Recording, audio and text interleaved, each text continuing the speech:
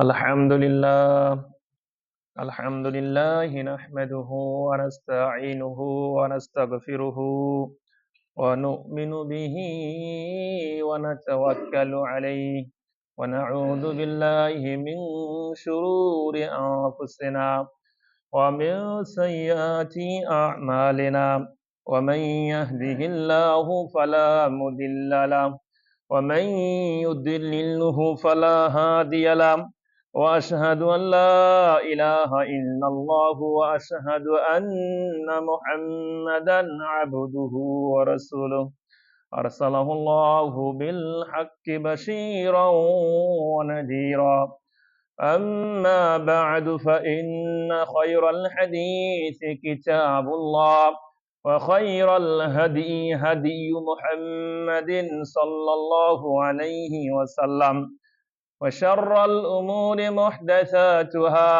وكل محدثة بدعة وكل بدعة ضلالة وكل ضلالة في النار أعوذ بالله من الشيطان الرجيم ما هي إلا حياتنا الدنيا نموت ونحيا وما يهلكنا إلا الدهر إلى آخر الآية الحمد لله সমস্ত প্রশংসা সমস্ত গুণগান সেই মহান রব্বুল আলামিনের সান্নিধ্যে যে মহান রব্বুল আলামিন আমাদেরকে আজকে জুমআর দিন বসে কোরআন এবং সহিহ সুন্নাহ মোতাবেক কিছু আলোচনা শোনার তৌফিক দান করলেন সেই মহান রব্বুল আলামিনের শুকরিয়ার্থে আমরা বলি আলহামদুলিল্লাহ।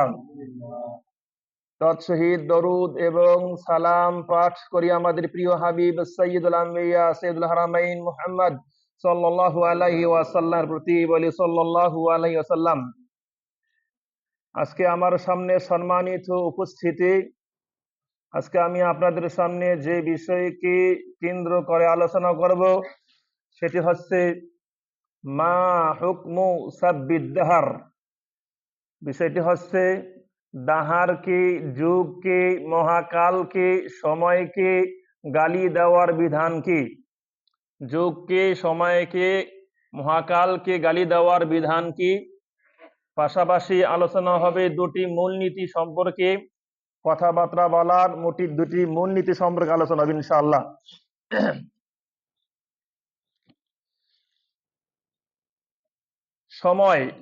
সময়ের গুরুত্ব আল্লাহ সুবহানাহু ওয়া তাআলার কাছে অনেক বেশি। বিশেষ করে আল্লাহ সুবহানাহু ওয়া তাআলা সূরাতুল আসরের ওয়াল আসরে, আসরকে কেন্দ্র করে, সময়কে কেন্দ্র করে আল্লাহ রাব্বুল আলামিন কসম করেছেন। যে বিষয় নিয়ে আল্লাহ সুবহানাহু ওয়া তাআলা কসম করেন সেই বিষয়ের অনেক গুরুত্ব রয়েছে, অনেক মর্যাদা রয়েছে, এটাই প্রমাণ বহন করে। সুতরাং সময়কে আমরা ইনশাআল্লাহ চেষ্টা করব মূল্যবান কাজে সময়কে যেন আমরা ব্যয় করতে পারি। আল্লাহ সুবহানাহু ওয়া তাআলা আমাদের সকলকে সেই তৌফিক দান করুক বলি আল্লাহুম্মা আমিন। পাশাপাশি সময়কে কেন্দ্র করে আমাদের সমাজে কিছু গুনাহ আমরা করে থাকি।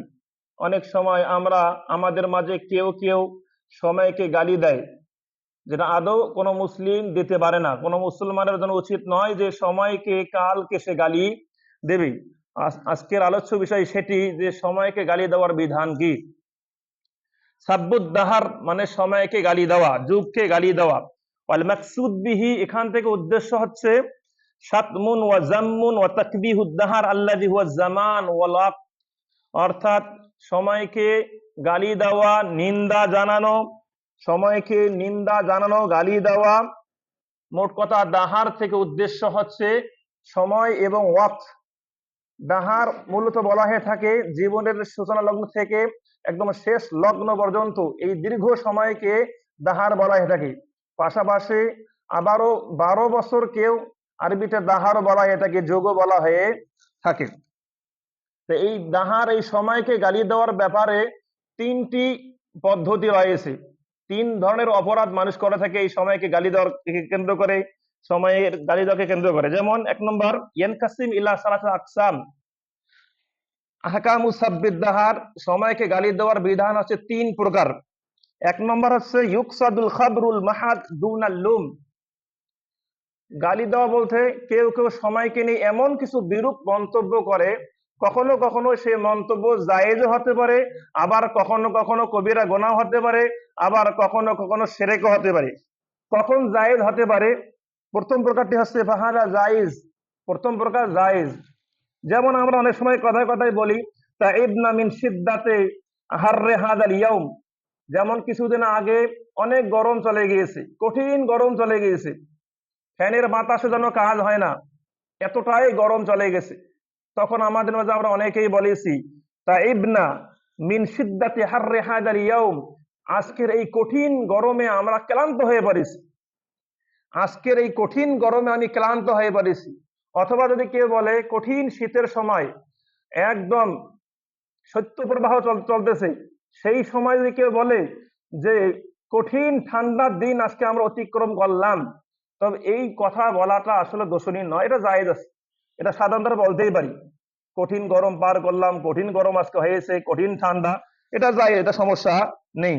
যেমন কাকাউলি লুত আলাইহিস সালাম, লুত আলাইহিস সালাম সম্পর্কে একটা কথা বলা, যখন লুত আলাইহিস সালামের কাছে আল্লাহ রাব্বুল আলামিন ফেরেশতা পাঠাইলেন, ফেরেশতারা মানব রূপে যখন লুত আলাইহিস সালামের কাছে আসলেন, আর সেই মানবগুলোর আকৃতি অনেক সুন্দর চেহারা।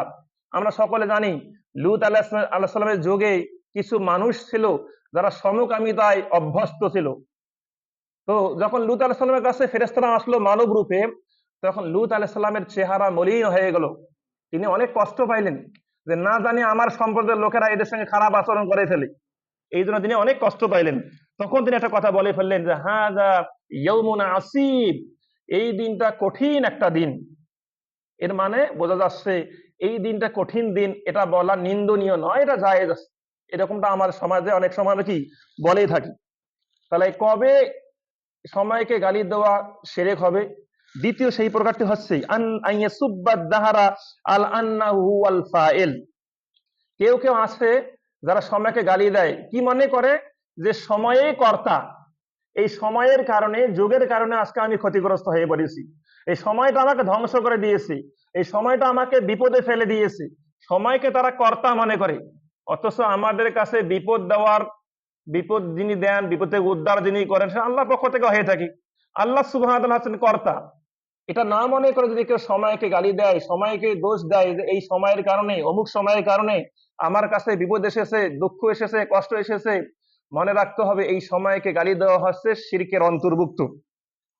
যেমন কেউ বিশ্বাস করে যে আন্না হুয়াল্লাযী ইউকাল্লিবুল উমুর মিনাল খাইরি ইলা শার, সময়টাই মানুষকে কল্যাণকর দিক থেকে অকল্যাণকর দিকে নিয়ে যায়, অথবা এই সময়ে মানুষকে অকল্যাণকর দিক থেকে কল্যাণের দিকে নিয়ে আসে। যদি কেউ এই বিশ্বাস করে ফাহাদা শিরকুন আকবার, তবে সে শিরকে আকবরের সঙ্গে জড়িত হয়ে গেল। সময়ের কোনো ক্ষমতা নাই কারো কাছে কল্যাণ নিয়ে আসা, সময়ের কোনো ক্ষমতা নাই কাউকে অকল্যাণে ধাবিত করা, সব আল্লাহ সুবহানাহু ওয়া তাআলার পক্ষ থেকে হয়ে থাকে।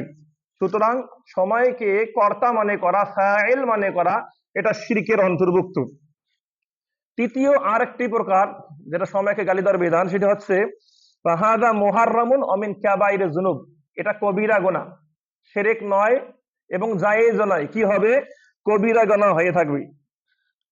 সেটা কোনটা? সেটা হচ্ছে আইয়াসুব্বাদ দাহার লিআন্নাহু মাহাল্লু লিহাদাল আমরিল মাকরুহ ইনদাহু মা ইতাকাদ আন্নাল্লাহু ওয়াল ফাইল। কেউ কেউ সময়কে গালি দিয়ে থাকে। যেমন আমাদের মাঝে অনেক সময় দেখা যায় অনেক লোক ধান শুকাইতে দেয় মিলের মধ্যে, চাতালের মধ্যে, কঠিন গরম, মানে রোদ নাই, একদিন রোদ উঠেছে, সেই সময়ে ধান দিয়েছে কোথায়? চাতালের মধ্যে। আবার কিছুক্ষণ পর মনে করেন বৃষ্টি এসে সব ধান ভিজে ফেললো, তখন তারা সময়কে বা এই রোদকে বা বৃষ্টিকে গালি দিয়ে থাকে। এটা হচ্ছে কবিরা গুনার অন্তর্ভুক্ত। যদিও বা মুসলমান শ্রেণীর লোকেরা মনে করে যে আল্লাহ সুবহানাহু ওয়া তাআলা এর কর্তা, আল্লাহ সুবহানাহু ওয়া তাআলা বৃষ্টি দিয়েছেন, রোদ দিয়ে থাকেন, তারপরও এটা মনে করার পরও যদি কেউ সময়কে গালি দেয়, এটা হয়ে যাবে কবিরা গুনাহ। ভালো করে বুঝে নেন, এই সময়কে গালি দেওয়া তিন প্রকার। এক প্রকার তো জায়েজ, সেটা কোনটা জায়েজ? যে আমরা বলে থাকি যে আজকের দিনটা খুব কঠিন দিন, আজকের দিনে অনেক কঠিন গরম, এই এই কথাটা এই জন্য আমি বলতে চাই, আমাদের মাঝে এক ভাই ছিল, আমাদের মাঝে একজন ভাই ছিল, আমরা যখন বলি যে আজকের দিনটা খুবই কঠিন দিন যাচ্ছে, আজকে অনেক কঠিন গরম, ওই ভাই আমাদেরকে বলেই ফেলে তুমি শিরক করলা, নাউজুবিল্লাহ জানি, এই কথা বলা নাকি শিরক হয়ে যায়। ওই ভাইকে আমরা অনেকবার বুঝিয়েছি যে না, এই কথা আসলে কি শিরক নয়, কারণ এই কথার পক্ষে অনেক দলিল আছে, যেমন লূত আলাইহিস সালামের কথা বললাম, আরো অনেক এইরকম কথা কি রয়েছে। শিরক কখন? যখন আমি মনে করব যে সময়ে আমাকে বিপদে ফেলেছে, সময়ে আমার খারাপ অবস্থা নিয়ে এসেছে, সময়ে আমাকে দাহারে আমাকে যুগে আমাকে ভালো কাজ করতে বাধ্য করতেছে, যখন এটা মনে করব যে সময়কে স্রষ্টা মনে করব, সময়কে কর্তা মনে করব, তখনই হয়ে যাবে শিরকে আকবার। পাশাপাশি যখন আমরা মনে করব যে না, আল্লাহ সুবহানাহু ওয়া তাআলা সব কিছুর কর্তা, পাশাপাশি এটা জেনেও যদি আমরা সময়কে গালি দিয়ে থাকি, তাহলে এটা হয়ে যাবে কবিরা গুনাহের অন্তর্ভুক্ত। তাই আসুন আমরা সময়কে গালি দেওয়া থেকে বিরত থাকি। আল্লাহ সুবহানাহু ওয়া তাআলা আমাদেরকে বোঝার তৌফিক দান করুক বলে আল্লাহুম্মা আমিন। এই প্রসঙ্গে একটা হাদিস না বললেই নয়, একদম প্রসিদ্ধ একটা হাদিস। রাসূলুল্লাহ সাল্লাল্লাহু আলাইহি ওয়াসাল্লাম বলেছেন, সহিহ বুখারী এর 4826 নম্বর হাদিস, আল্লাহ রাসূল বলেছেন, ক্বালা আল্লাহু তাআলা, আল্লাহ তাআলা বলেছেন, অর্থাৎ হাদিসে কুদসি, আল্লাহ কি বলেছেন, ইউদিনি ইবনু আদম, বানি আদম আমাকে কষ্ট দেয়। আল্লাহ বলেছেন বানি আদম আমাকে কষ্ট দেয়। আমরা কি আল্লাহকে কষ্ট দিতে পারি? জি হ্যাঁ, আমরা কষ্ট দেই। কিভাবে দেই? আল্লাহ বলেছেন যে বানি আদম, আদম সন্তান আমাকে কষ্ট দেয়। কি হবে? ইয়াসুব্বুদ নাহার, বানি আদম সময়কে গালি দেয়, মহাকালকে গালি দেয়, যুগকে গালি দেয়, এভাবে বানি আদম আমাকে কষ্ট দেয়। ওয়ানাদ দাহার, অথচ আমি দাহার, আমি সময়ের সৃষ্টিকারী।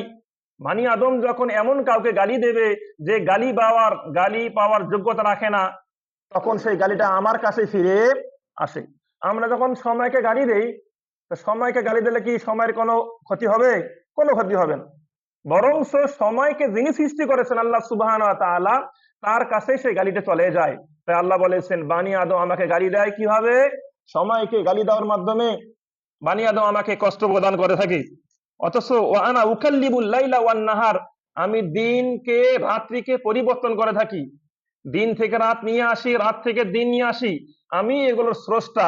যখন মানুষ অনেক সময় রাতকে গালি দেয়, অনেক সময় দিনকে গালি দেয়, অনেক সময় সময়কে গালি দেয়, এর মাধ্যমে বানি আদম আমাকে কষ্ট দিয়ে থাকি। সুতরাং আমাদেরকে অবশ্যই কথাবার্তা বলতে গিয়ে, মুখ দিয়ে যে বাক্য প্রয়োগ হয়, বের হয়, এটা বলতে গিয়ে আমাদেরকে সাবধানতা অবলম্বন করতে হবে, যাতে করে এমন কোনো কথা বের না হয় যার মাধ্যমে আল্লাহ কষ্ট পান এবং আমরা ঈমান হারা হয়ে যাই। বানি আদমের মুখের কথার এতটাই পাওয়ার যে, বানি আদমের মুখের কথার এতটাই পাওয়ার যে অনেক সময় দেখা যায় একটা কথার কারণে সেই ঈমান থেকে বের হয়ে চলে যায়। সুতরাং আমাদেরকে অবশ্যই অনেক সাবধানে কথাবার্তা বলতে হবে। যেমন অনেক সময় বলা হয়ে থাকে, বিশেষ করে আপনারা নাম শুনেছেন বাইজিদ বোস্তামি, বাইজিদ বোস্তামির সুন্দর নাম শুনেছেন, অনেক ঘটনা, হৃদয় বিদারক ঘটনা, অনেক অলি পীর বুজুর্গ তিনি ছিলেন, এইরকম আমাদের মাঝে অনেকটা কি ধারণা চলে এসেছে। সেই বাইজিদ বোস্তামির কথা বলতে গিয়ে ওলামা কেরাম বলেছেন যে বাইজিদ বোস্তামি তিনি বলেছেন, বাহাস্তুল্লাহ আরবাঈনা সানা, আমি আল্লাহ সম্পর্কে প্রায় 40 বছর গবেষণা করলাম, আল্লাহকে খুঁজার, তালাশ করার, আল্লাহ নৈকট্য পাওয়ার অনেক চেষ্টা করলাম, আল্লাহকে তালাশ করা, আল্লাহ নিয়ে গবেষণা করার অনেক চেষ্টা করলাম, আল্লাহ আজিদহু, আল্লাহকে আমি কোথাও খুঁজে পাইলাম না। ফাইদান আনাল্লাহ, আমি আল্লাহ, আমি আল্লাহ। তিনি বলতেছেন কি আমি কি আল্লাহ। কোন ব্যক্তি যদি ওলি হয়, তিনি কি নিজেকে আল্লাহ হিসেবে দাবি করতে পারে? কখনো নাই। আল্লাহ নৈকট্য অর্জন করতে হবে আল্লাহর ইবাদতের মাধ্যমে। আল্লাহ কোথায় আছেন নাই, কোন পাহাড়ের উপরে কোথায় আছেন নাই, তাকে তালাশ করার উদ্দেশ্য নয়। আল্লাহ নৈকট্য অর্জন করতে হবে আল্লাহর ইবাদতের মাধ্যমে। রাসূলুল্লাহ সাল্লাল্লাহু আলাইহি ওয়াসাল্লাম যেগুলো ইবাদত যেভাবে করেছেন, এই ইবাদতের মাধ্যমে আল্লাহকে খুঁজতে হবে। আল্লাহর অস্তিত্ব খোঁজে অনেক সময় বিভিন্ন জায়গায় গিয়ে, না এখানে তো আল্লাহকে পাইলাম না, ওখানে তো আল্লাহকে পাইলাম না, জি এমনটা নয়। আল্লাহ সুবহানাহু ওয়া তাআলা আমাদেরকে বোঝার তৌফিক দান করুক বলে আল্লাহুম্মা আমিন। তাই আমাদেরকে সাবধানে কথাবার্তা বলতে হবে। অনেক সময় মামুলি কথা মনে করি, এগুলো বিষয় মামুলি বিষয় মনে করি, কিন্তু এই কথাটার যে এতটাই কি ক্ষতিকর দিক রয়েছে, একটু আগেই বললাম যে কখনো শিরকও হয়ে যায়, আবার কখনো কবিরা গুনাহ হয়ে যায়। আল্লাহ সুবহানাহু ওয়া তাআলা আমাদের সকলকে বোঝার তৌফিক দান করুক বলি আল্লাহুম্মা আমিন। এখন যে কথাটা বলবো সেটা হচ্ছে কাঈদাতান নাফিআতান ফিল আলফাজ। আমরা যে শব্দ প্রয়োগ করি, মুখ দিয়ে যে কথাগুলো বের হয়ে যায়, এই মুখ দিয়ে বের হওয়ার ক্ষেত্রে, কথা বের হওয়ার ক্ষেত্রে দুইটা উপকারী মূলনীতি রয়েছে। এই দুইটি উপকারী মূলনীতির আলোকেই আপনাকে আমাকে কথাবার্তা বলতে হবে, তা না হলে বিপদে পড়তে হবে। এক নম্বর পয়েন্ট হচ্ছে উজুবু হিফজিল লিসান আনিল কালামিল মুহাররাম। উজুবু হিফজিল লিসান, জবানকে সংরক্ষণ করা, কন্ট্রোল করা ওয়াজিব, ফরজ। আনিল কালামিল মুহাররাম, হারাম কথাবার্তা বলা থেকে। হারাম কথাবার্তা, অশ্লীল কথাবার্তা, কবিরা গুণামূলক কথাবার্তা বলা থেকে জবানকে কন্ট্রোল করতে হবে, তা না হলে ধরা খেয়ে যেতে হবে। কারণ আমরা সকলে জানি এই জবান দিয়েই ম্যাক্সিমাম গুনাহ বের হয়ে থাকে, যেটা আমরা আগেও বলেছিলাম একবার। রাসূলুল্লাহ সাল্লাল্লাহু আলাইহি ওয়াসাল্লাম বলেছেন, আন সাহাল বিন সাদ রাদিয়াল্লাহু তাআলা আনহু আনিন নবী সাল্লাল্লাহু আলাইহি ওয়াসাল্লাম قال, সাহাল বিন সাদ থেকে বর্ণিত, তিনি বললেন আল্লাহ রাসূল সাল্লাল্লাহু আলাইহি ওয়াসাল্লাম বলেছেন যে মান ইয়াবমান লি মা বাইনা লাহইয়াইহি ওয়া মা বাইনা রিজলাইহি আদমান লাহুল জান্নাহ। রাসূলুল্লাহ বলেছেন, যে ব্যক্তি তার জবানকে কন্ট্রোল করতে পারে, যে ব্যক্তি তার গুপ্তাঙ্গকে কন্ট্রোল করতে পারে, আমি রাসূলুল্লাহ তার জন্য জান্নাতের জামিন হব। সুবহানাল্লাহ। এটা এমনি বলেননি, রাসূলুল্লাহ এমনি বলেননি। কারণ এই জবান দিয়েই, এই মুখ দিয়েই, এই জিহ্বা দিয়েই অনেক গুনাহ কি হয়, বের হয়ে থাকে। এই জবান দিয়ে আমাদের মধ্য থেকে অনেক সময় কি গীবত নামক ভয়ঙ্কর এক গুনাহ বের হয়। আমরা আমাদের সমাজে, বিশেষ করে মুসলিম সমাজে, আমাদের অনেকেরই কি তাওহীদ ঠিক আছে, অনেকেরই কি তাওহীদ কি আছে, ঠিক আছে, কিন্তু আমরা আমাদের জবানকে লাগামহীন ছেড়ে দেওয়ার মাধ্যমে আমাদের জবান দিয়ে অনেক গুনাহ বের হয়, অনেক পাপ বের হয়। তার মধ্যে খুব ভয়ঙ্কর একটি পাপ, সেটা আছে কি গীবত গুনাহ। খুব ভয়ঙ্কর একটা পাপ, যেটা কি গীবত গুনাহ। এই গুনাহটা আমাদের মধ্য থেকে বের হয়ে যায়, মুখ দিয়ে বের হয়, মুখ দিয়ে বলে থাকি। অথচ ভালো করে শুনুন, এই গীবত গুনাহ সম্পর্কে সাহাবে কেরাম এবং সালফে সালিনগণ কতটাই সতর্ক ছিলেন যে কিছু কৌল না উল্লেখ করলে নয়। যেমন সুফিয়ান সাউরি রাহিমাহুল্লাহ, বিখ্যাত ইমাম, ইমাম সুফিয়ান সাউরি রাহিমাহুল্লাহ, তিনি গীবত প্রসঙ্গে বলতে গিয়ে বললেন যে আকিল্লা মারিফাতাকা বিন নাস, হে মানব জাতি, তোমরা মানুষদের সঙ্গে কম পরিচিত হও, তোমরা মানুষদের সঙ্গে কম পরিচিত হও। তাকিল্লু গীবাতুকা, তবে তোমার গীবত কম হবে। আপনার সম্পর্ক আছে 20 জনের সাথে, দেখা যাবে যে কি কোন কোন সময় আপনি ওই 20 জনের ব্যাপারে কি করেন, গীবত গিয়ে থাকেন। যদি আমার সম্পর্ক হয় 5 জনের সঙ্গে, তাহলে গীবতটা একটু হলে কি হলো, কম হয়ে গেল। যত বেশি লোকদের সঙ্গে উঠা বসা হবে, তত গীবতটা আমার কি হবে, বেশি হবে। সুতরাং গীবত বন্ধ করার জন্য লোকদের সঙ্গে অযথা কথাবার্তা অবশ্যই ত্যাগ করতে হবে। যে কথাবার্তা বলাতে কল্যাণ রয়েছে, মানুষের উপকার রয়েছে, সে সমস্ত কথাবার্তা বলতে হবে। আল্লাহ সুবহানাহু ওয়া তাআলা আমাদেরকে বোঝার তৌফিক দান করুক, বলি আল্লাহুম্মা আমিন। এই গীবত গুনাহটা কিসের মাধ্যমে হয়, মুখের মাধ্যমে হয়। যে সমস্ত ব্যক্তিরা আলহামদুলিল্লাহ বোবা আছেন, কথা বলতে পারেন না, এই ভাইয়েরা অনেক গুনাহ থেকে বেঁচে আছেন, এই ভাইয়েরা অনেক গুনাহ থেকে বেঁচে আছেন। গীবত গুনাহর ভয়াবহতা সম্পর্কে বলতে গিয়ে আকসাম বিন সাইফি রাহিমাহুল্লাহ লিবানিহি, আকসাম বিন সাইফি তার সন্তানদেরকে তিনি বললেন, ইয়াকুম ওয়ান নামিমাতা, হে আমার প্রিয় সন্তানরা, তোমরা গীবত, পরনিন্দা, চগলখোর এই সমস্ত জিনিস থেকে তোমরা গুনাহ থেকে বেঁচে থাকো। কেন? ফাইন্নাহা নারুন মুহাররাকাতুন, কারণ এই গীবত, এই পরনিন্দা, এই নামিমা, চগলখোর এই অপরাধটা, এটা আগুন সমতুল্য, যা তোমাদের আমলগুলোকে একদম জ্বালিয়ে পুড়িয়ে ছারখার করে দেয়। ওয়া ইন্নান নাম্মাম, তিনি আরো একটা কথা বললেন, তিনি বললেন ইন্নান নাম্মাম, যারা চগলখোর রয়েছেন সমাজে, গীবতখোর রয়েছেন সমাজে, লা ইয়ামালু ফি সাআতিন, তারা 1 ঘন্টায় এমন কিছু কাজ করে থাকে, মা লা ইয়ামালু সাহিরু ফি শাহরিন, জাদুকররা 1 মাসও সেই কাজ করতে পারে না। অনেকেরা মানুষের ক্ষতি করার জন্য জাদুকরের আশ্রয় নেয়, মানুষের ক্ষতি করার জন্য। তো জাদুকররা 1 মাসেও যা ক্ষতি করতে পারে না, এই চগলখোররা 1 ঘন্টায় সেই কাজটি করে ফেলে। কারণ এর এতটাই কুপ্রভাব কি রয়েছে। সুতরাং আপনাকে আমাকে অবশ্যই জবানকে কন্ট্রোল করতে হবে, জিহ্বার মাধ্যমে মুখের মধ্যে লাগাম লাগাতে হবে, তবে আমরা অনেক গুনাহ থেকে, অনেক পাপ থেকে বেঁচে থাকতে পারবো। আল্লাহ সুবহানাহু ওয়া তাআলা আমাদেরকে বোঝার তৌফিক দান করুক, বলি আল্লাহুম্মা আমিন। সালাফদের ইতিহাস দেখুন, শুনুন। মুহাম্মদ বিন সিরিন বিখ্যাত তাবিঈ, তিনি বললেন যে আন্নাহু যাকারা রাজুলান, একদিন তিনি এক ব্যক্তির কথা আলোচনা করলেন কোন এক মাজলিসে। একদিন তিনি কোন এক ব্যক্তির কথা আলোচনা করলেন। ফাকালা যাকালা ওয়া আসওয়াদ, আলোচনা করতে গিয়ে বললেন যে যাকালা আসওয়াদ, ওই ব্যক্তিটা হয়তোবা কালো। তিনি বললেন যে ওই ব্যক্তিটা হয়তোবা কি কালো, এই কথা বললেন। সুম্মা ক্বালা, অতঃপর এটা বলার পর পরে সঙ্গে সঙ্গে তিনি গিয়ে বলেন আস্তাগফিরুল্লাহ, আস্তাগফিরুল্লাহ, আস্তাগফিরুল্লাহ, বলেন আস্তাগফিরুল্লাহ। আমি কেন তার এই নামটা গুণটা বললাম, কেন বললাম যে সে কালো? এই কথা বলার সঙ্গে সাথে কি করলেন? আস্তাগফিরুল্লাহ বললেন। তিনি বললেন আখাফু আন আকুনা ক্বাদ ইত্তাবতুহু, আমার ভয় হয় না জানি এই কালো কেন বললাম, এর মাধ্যমে আমার গীবত হয়ে গেল, এই জন্য আমি কি করলাম? আস্তাগফিরুল্লাহ পাঠ করে ফেললাম। ওয়ানহু, এবং ইবনে সিরিন থেকে আরো বর্ণিত রয়েছে, তিনি বললেন ইযা কানা ইয়াকরাহু আন তাকুলা, যখন কারো ব্যাপারে কথা বলতে গিয়ে তোমার এমনটা মনে হবে যে ওই ব্যক্তি সম্পর্কে আমি কথা বলতেছি, শাআরুকা জাদুন, তার চুল হলো কোকড়ানো, তার চুল হলো এলোমেলো, এই কথাটা বলা আমার জন্য নিন্দনীয়। যদি এই ব্যক্তি যখন শুনবে যে আমার চুলের ব্যাপারে সে কথা বলেছে এবং তাতে সে কষ্ট পাচ্ছে, এই কথাটা বলাও কি নিন্দনীয়। আছে না আমাদের সমাজে কেউ বেটে, কেউ খাটো, কারণ দেখতে একটু কি কুচরি, আমরা অনেক সময় বলেই ফেলি যে ও কুচরি, ও দেখতে খারাপ, ও খাটো, ও বেটে। এই কথা যখন তার কাছে পৌঁছবে, তখন যদি সে কষ্ট পায়, মনে রাখতে হবে এটা গীবত হয়ে গেছে। এটা কি হয়ে গেছে? গীবত হয়ে গেছে। এই কথাও বলা যাবে না। একমাত্র একমাত্র ওই ক্ষেত্রে বলা যাবে, কোন এলাকায় কেউ অমুক ব্যক্তি খুঁজতে এসেছে, তার ওই গুণটা বর্ণনা করা ছাড়া মানুষ তাকে চিনবে না, তখন তার পরিচয় দেওয়ার ক্ষেত্রে সেই গুণটা বলা যেতে পারে, নচেত বলা যাবে না। কারণ গীবত একটা ভয়ঙ্কর গুনাহ, আমরা সকলে জানি। সহিহ বুখারীর হাদিস, আন আবি হুরায়রা রাদিয়াল্লাহু তাআলা আনহু ক্বালা ক্বালা রাসূলুল্লাহ সাল্লাল্লাহু আলাইহি ওয়াসাল্লাম, আল্লাহ রাসূল একদা এক বৈঠকে বললেন, আতাদরুনা মাল গীবা, হে লোকেরা তোমরা কি জানো, হে সাহাবারা তোমরা কি জানো গীবত কাকে বলে? ক্বালু, তারা বলল আল্লাহু ওয়া রাসূলুহু আ'লাম, আল্লাহ রাসূল ভালো জানেন।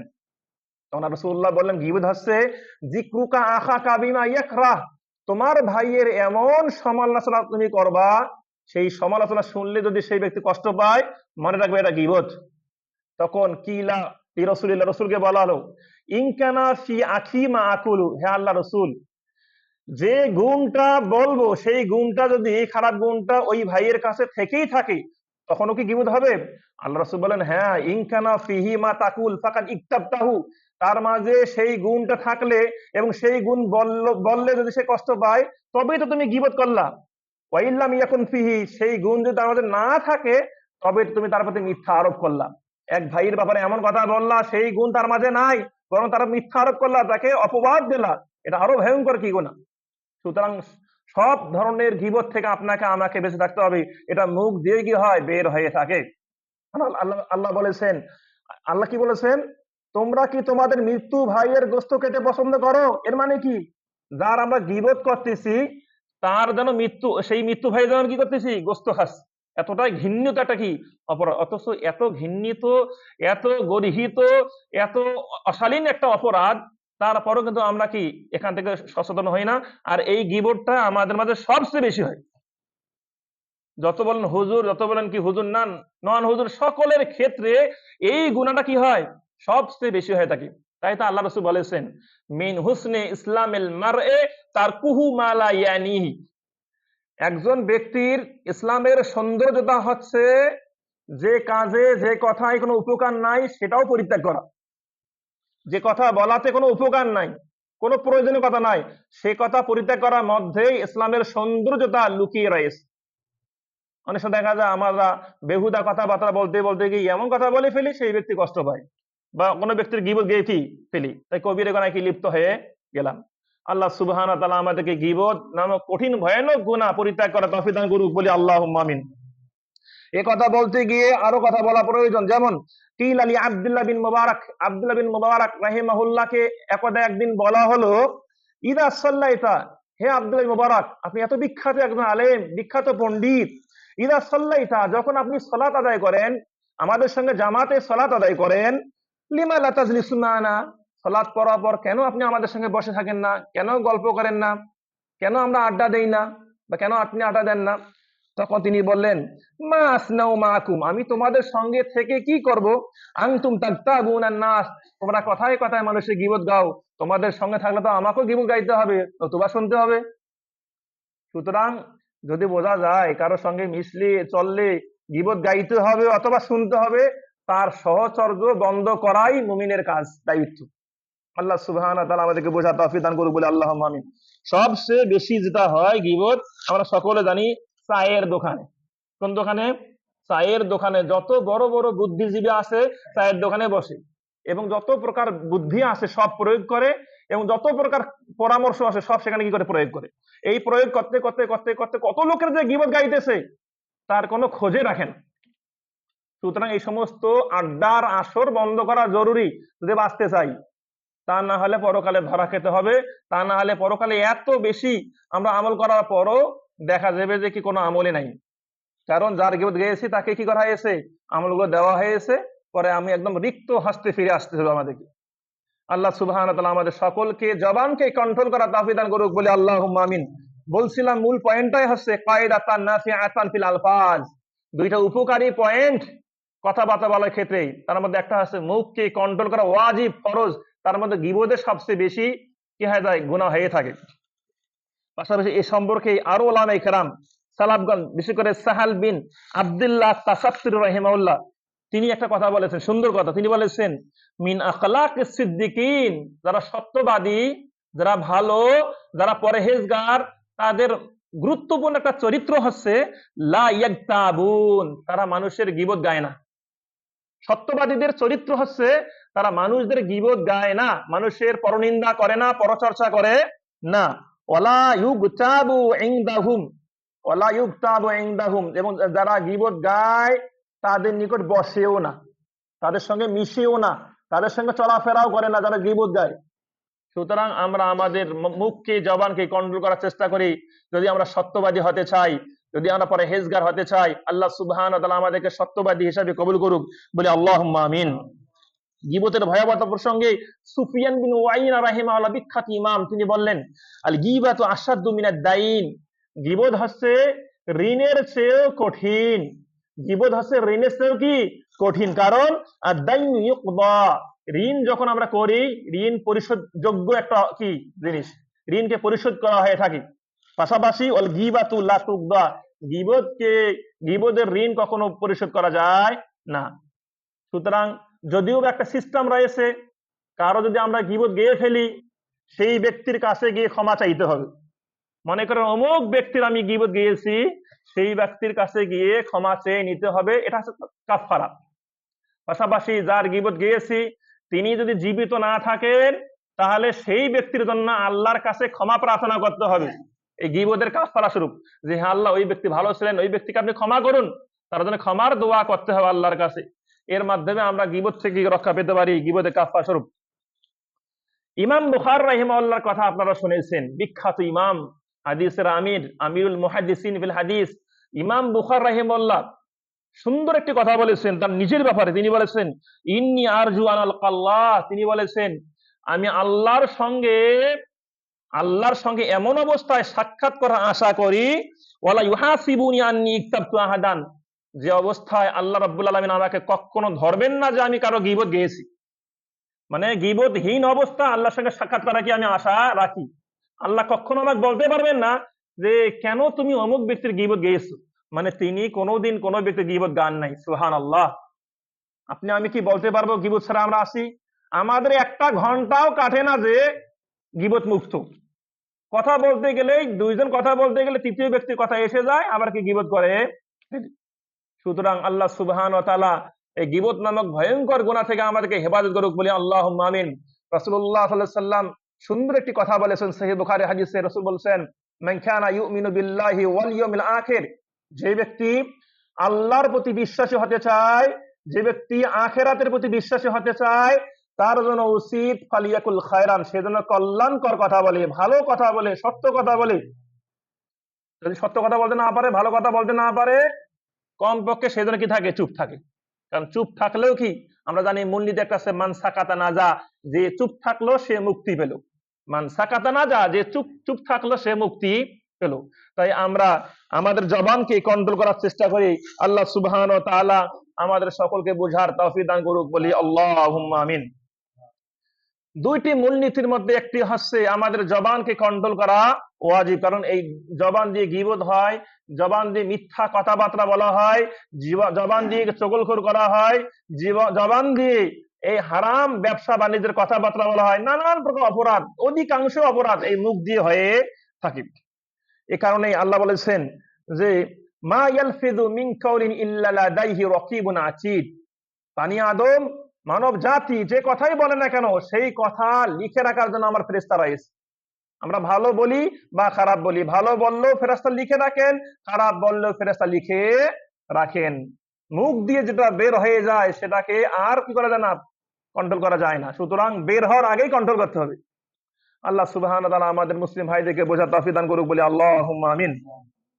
ওয়াল ইনসান কদ ইয়াখরুজু মিনাল ইসলাম বিকালিমাতিন ওয়াহিদাতিন ইয়াকুলুহা, কারণ এই মুখটা, জবানটা এতটাই ভয়ানক জিনিস যে মানুষেরা একটা কথার মাধ্যমে সে ইসলাম থেকে বের হয়ে যেতে পারে। সারা জীবন ইবাদত করেছে, 5 ওয়াক্ত নামাজ, সিয়াম রেখেছে, তাহাজ্জুদ পড়েছে, হ্যাঁ অনেক কিছু করেছে, হঠাৎ একদিন বলল যে এত কিছু করেও আমি কি ইমানের স্বাদ পাইলাম না, এত কিছু করেও আমি আল্লাহকে পাইলাম না, আল্লাহ মানে নাই দুনিয়াতে, নাউযুবিল্লাহি মিন যালিক।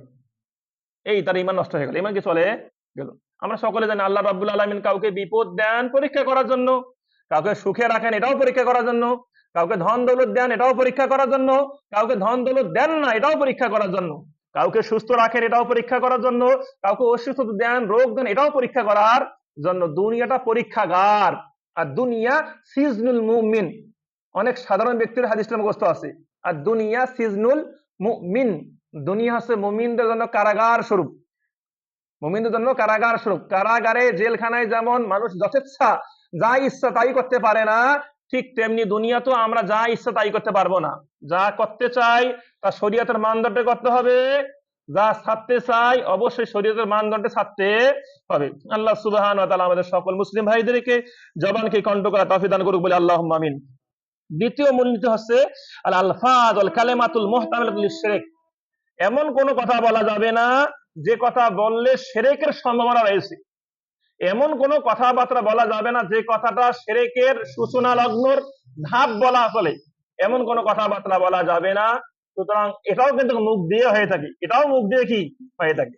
তাই আসুন আমরা এই দুটি মূলনীতির আলোকে, পাশাপাশি দাহারকে, যুগকে গালি দেওয়া প্রসঙ্গে আমরা যা শুনলাম, আল্লাহ সুবহানাহু ওয়া তাআলা আমাদের মুসলিম জাতিকে, আমাদের সকলকে, আমাদের জবানকে এবং বিভিন্ন অপরাধ পরিত্যাগ করা তৌফিক দান করুক, বলি আল্লাহুম্মা আমিন। আল্লাহ সুবহানাহু ওয়া তাআলা আমাদের প্রত্যেককে আনুগত্যমূলক কাজ রাসূলের তরিকা মোতাবেক করা তৌফিক দান করুক, বলি আল্লাহুম্মা আমিন।